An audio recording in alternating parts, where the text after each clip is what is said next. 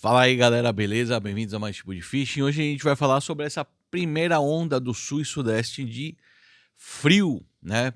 Um frio que chegou chegando. Tô de moletom aqui, é um frio que ficou alguns dias, né? Já está há alguns dias, uma queda de temperatura razoável. E a gente vai falar sobre os impactos disso, dessa primeira frente fria. Se o peixe para de comer, se o peixe não para de comer, né? Logicamente, isso é minha opinião e minha experiência ao longo do tempo. E é sobre isso que a gente vai falar. Antes disso, eu vou pedir para você se inscrever aqui no canal, ativar as notificações, curtir, compartilhar nossos vídeos e seguir a gente no Instagram. Tendo alguma dúvida, deixa nas perguntas e respostas, né? Nos comentários, que a gente tenta ajudar vocês e outras pessoas também podem tentar ajudar vocês. Querendo entrar no nosso grupo do Telegram, o link está na descrição do vídeo. Se você puder, seja membro do canal. O valor é bem pequenininho e ajuda muito a gente nessa geração diária de conteúdo sobre pesca. Todo dia, às 18 horas, tem vídeo novo no canal. Para ser membro, é só clicar aí no botão Seja Membro. Camisetas Shibu de Fishing Wear, camisetas do Lifestyle da pesca para o seu dia a dia. Com muita variedade de estampas, com muita variedade de cores de camisetas e nos mais variados estilos também. Então, uma ótima opção de presente para você vestir no seu dia a dia, né? O seu lifestyle de pesca, né? Mostrar o que você gosta no seu dia a dia casual, com ótimos preços e ótima qualidade. A gente é parceiro do Grupo Reserva, que faz camisetas de excelência, tá? Esse foi um dos pontos que a gente escolheu estrategicamente para eles serem nossos parceiros. Beleza? Então, vamos lá ao que interessa. A primeira frente fria, né? Mais forte que a gente pegou aqui, sul e sudeste. Inclusive pegou bastante chuva no Rio, Rio de Janeiro. Minha cachorra tá tentando destruir o colchãozinho dela. Lola!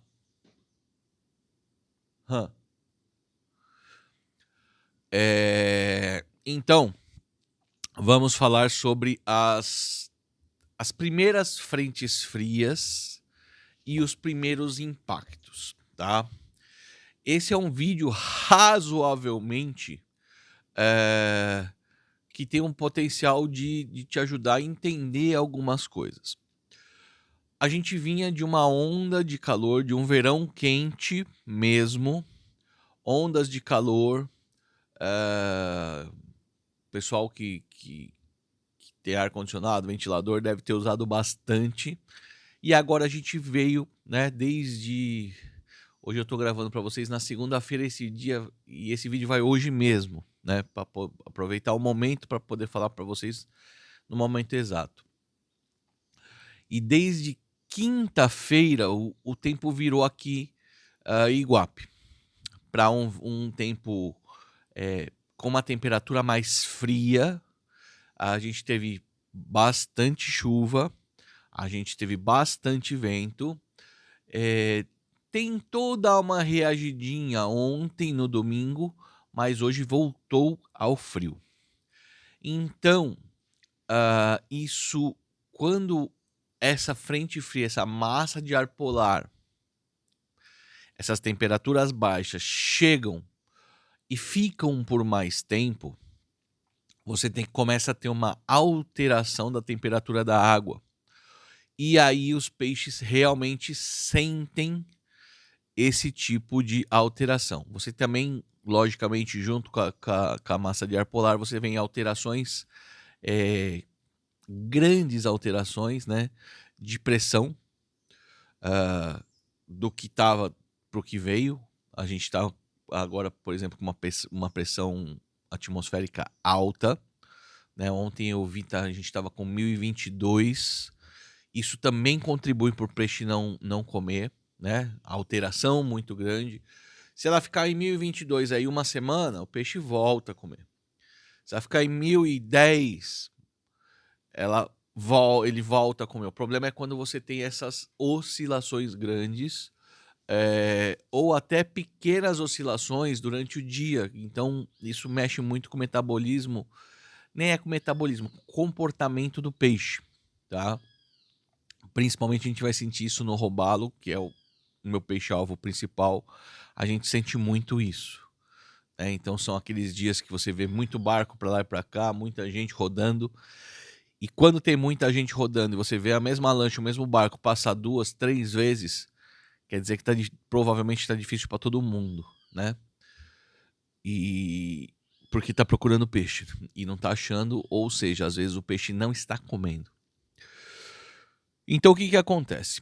Primeiro, a frente fria, você tem todos esses fatores e você tem o decréscimo, né? Ou seja, a baixa de temperatura da água, tá? A água não muda de temperatura de uma hora para outra. A gente está falando de grandes corpos d'água que vão trocar de temperatura com o ambiente de uma forma gradual e progressiva, né? Então você vai pegar essas primeiras frentes frias, eu creio que essa seja a primeira que tem durado mais, tá? O peixe provavelmente já vai começar a sentir. E se ela durar mais alguns dias, provavelmente vai ser a primeira frente fria e a frente fria que vai abaixar a primeira massa de ar polar, né? Na verdade, e que vai baixar a temperatura da água. E aí o peixe realmente vai sentir, tá? Ele vai sentir, mas assim, alguns peixes eles vão sentir como uma transição já para o inverno e vão começar a um período mais letárgico, né? Então, alguns peixes de pesqueiro, por exemplo, os redondos e tal, diminuem muito o metabolismo e demoram ou meio que hibernam. Então, eles vão ficar muito mais letárgicos. Então, assim, eles vão ficar muito mais lentos, muito mais manhosos. Alguns peixes, como o robalo, como tucuna, por exemplo, eles também sentem inicialmente, mas depois o metabolismo dele acaba se acostumando e o peixe volta a comer normalmente. Quando a gente fala volta a comer normalmente, ele volta a ter um comportamento de predador, ele volta a bater na isca, ele volta a pegar na artificial, a pegar na natural, a pegar em várias técnicas. Porém, com o inverno, né, que a gente vai se aproximando do inverno, a gente está no outono, você tem menos atividades de superfície, exatamente pelo fato de normalmente a temperatura da água vai ser trocada pela parte superficial, né, com o ambiente. Então você tem uma água que de repente estava com uma média de 23 graus. Ela gradualmente ela vai trocar de temperatura através da superfície. Então você vai ter a superfície trocando a temperatura e levando, né, a temperatura mais baixa para as partes mais fundas. E você tem as termoclinais e tal. Isso aí vem para um outro dia, um outro assunto. Então você tem menos atividade do peixe na superfície. Logicamente que você vai ter dias fora da curva e você vai ter dias de frenesi. Às vezes no inverno mais rigoroso, no dia mais frio, você tem um comportamento às vezes atípico. Por exemplo, um cardume de peixes maiores achou um cardume de comedil e seguiu esse cardume de comedil para uma zona rasa ou para uma superfície e ele vai atacar de superfície. Mas muito mais fácil agora no inverno as técnicas de meia água e fundo, tá? Drop shot vai muito bem, countdown vai muito bem, as técnicas de jig head, lastreados de offsets em geral vão bem, iscas de barbela, iscas suspendes, iscas mais lentas pro inverno que vem chegando. A gente ainda tá numa transição, tá? Mas pro inverno são ótimas pedidas, tá? Então, assim, eu queria postar hoje, falar com vocês hoje, né, nesse nosso podcast diário aí, sobre essa questão, né? O peixe sente, o peixe vai parar de comer, diminuiu muito a atividade, será que agora vai ser o inverno inteiro assim? Daqui para frente vai ser assim? Provavelmente, 1 ou 2 semanas, o peixe se adapta, tá? e o peixe realmente volta a comer. Vantagens do inverno, né? Vamos falar assim. Aqui no Sudeste e Sul a gente tem chuvas menos intensas, então você tem uma condição de água, de turbidez de água,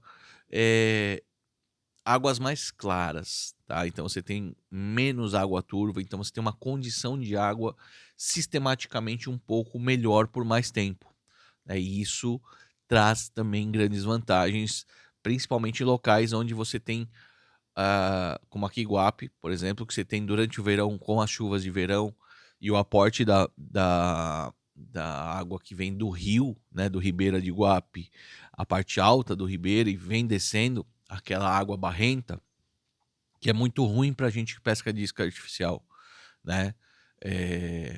Deixa a pesca mais difícil. Então agora a gente vai ter pro bait uma condição de água tendendo a sempre ficar melhor para o inverno, tá? E, bom, é isso aí. Espero ter ajudado. Um abraço. Até a próxima.